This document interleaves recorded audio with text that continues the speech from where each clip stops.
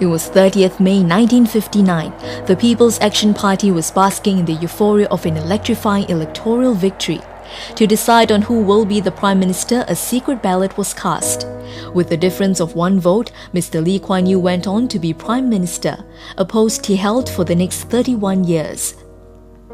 Born to a Straits Chinese Peranakan Hakka family on 16 September 1923 to a father just 20, a mother 16, Mr. Lee is the eldest of 5 children. He grew up with 3 brothers, 1 sister and 7 cousins living at 92 Kampong Java Road. As a young boy, Mr. Lee often played with the children of the Chinese fishermen and of the Malays living in a nearby kampong. He had no fancy clothes or shoes and no great abundance of toys. His father had been brought up a rich man's son, but the fortunes of both parents' families were destroyed in the Great Depression. He went to Telok Kurau Primary School, Raffles Institution and Raffles College, where he met his future wife Kuan Yew. Mr. Lee had wanted to study law at Cambridge University, but the outbreak of the Second World War delayed his plans. During the Japanese occupation, Mr. Lee worked as an English language editor for the Hodobu, a Japanese government propaganda publication, and operated a successful black market business selling tapioca-based glue. Mr. Lee's relationship with Kuan Yew blossomed through the years of the Japanese occupation.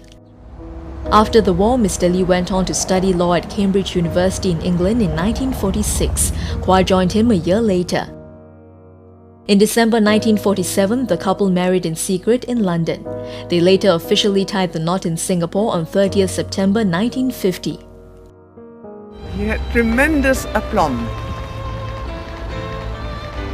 self-confidence, very jaunty. He was a handsome young man. After graduation, Mr. Lee returned to Singapore to start practicing law, but found his true vocation in the tumultuous politics of the time.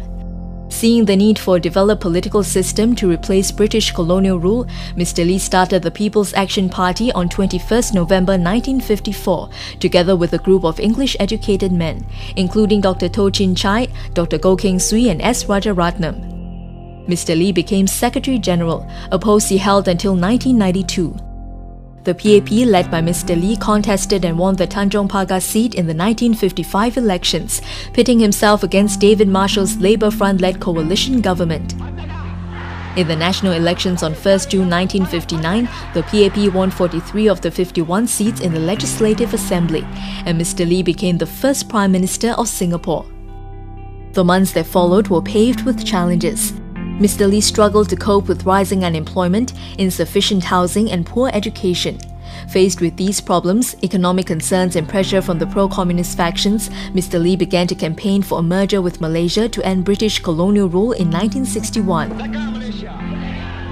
On September 16, 1963, Singapore became part of the Federation of Malaysia. Do hereby proclaim and declare on behalf of the people of Singapore that as from today, the 16th of September, 1963, Singapore shall forever be a part of the sovereign, democratic and independent state of Malaysia. However, the union was short-lived. Conflicts over unequal distribution of wealth, decreased trade, higher demand for Singapore's revenues, and most significantly racial politics caused tensions to rise. Unable to resolve the crisis, Malaysian Prime Minister Tunku Abdul Rahman decided that Singapore should separate from Malaysia. Mr. Lee tried to work out a compromise, but without success. In a televised press conference, Mr. Lee broke down emotionally as he announced the separation. I had believed in Malaysian merger and the unity of these two territories. You know, as people connected by geography, economics, and ties of kinship. On 9 August 1965, Singapore became an independent nation. Mr. Lee now faced the formidable task of building a new nation, the start of a journey that will forever change his life and the life of Singaporeans. I am nobody's stooge. I am not here to play somebody else's game. I have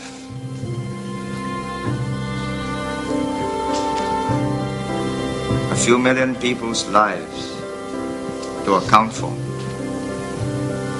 And Singapore will survive.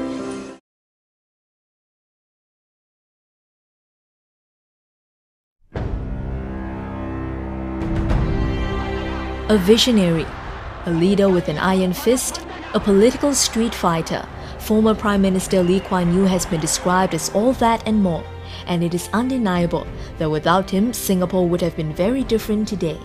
Whoever governs Singapore must have that iron in him, or give it up.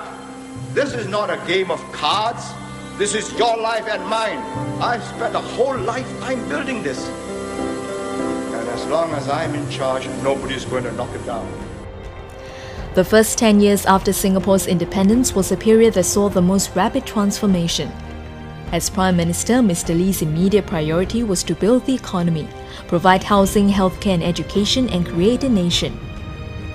In his speech on 12 September 1965, Mr. Lee said, "Over 100 years ago, this was a mudflat, swamp. Today, this is a modern city. 10 years from now, this will be a metropolis. Never fear." Mr. Lee courted multinational investors to upgrade Singapore's economy from mass manufacturing to high-tech industry and build the region's finest infrastructure, including a world-class airport, shipping port, roads and communication networks. He established a public housing system, the Central Provident Fund, a savings pool for citizens, and developed a comprehensive health and education program. To build up the nation's defense, Mr. Lee established an armed forces and instituted compulsory national service in 1967, a conscription program for male citizens when they reached the age of 18. Mr. Lee envisioned that a clean and green Singapore would carry a competitive advantage, and what followed was the launch of a tree planting campaign to green the city. Today, Singapore is an internationally known garden city, clean and teeming with greenery. The infrastructure was built. Next was to get Singaporeans to change their habits to reflect the changing society. Uniting the different ethnic communities was a major concern. In 1965, a Constitutional Commission on Minority Rights was set up to safeguard Singapore's racial and religious harmony. Schools were integrated to allow students from different ethnic backgrounds to learn together, and an ethnic integration policy for public housing was later implemented to promote racial integration. In 1966, Mr. Lee introduced a bilingual policy, promoting English as the common language among the different ethnic groups. English would be the first language and medium of instruction in schools, and students are required to take a mother tongue in one of the 3 official languages, Chinese, Malay or Tamil. Mr. Lee discouraged the use of Chinese dialects by promoting Mandarin as the mother tongue of ethnic Chinese.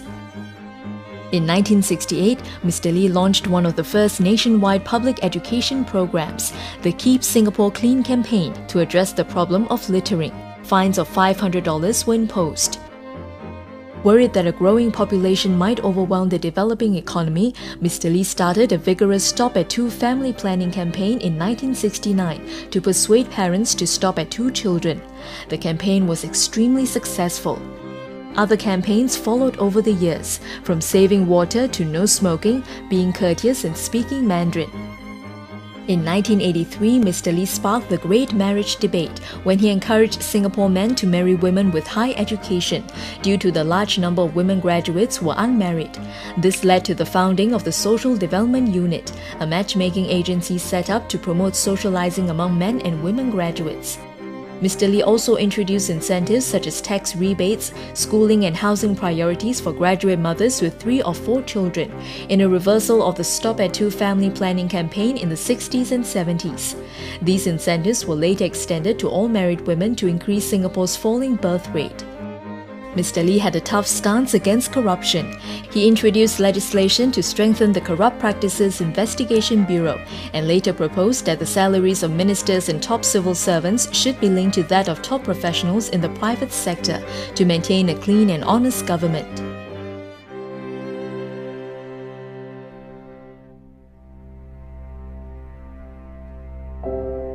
Mr. Lee was a firm believer in meritocracy.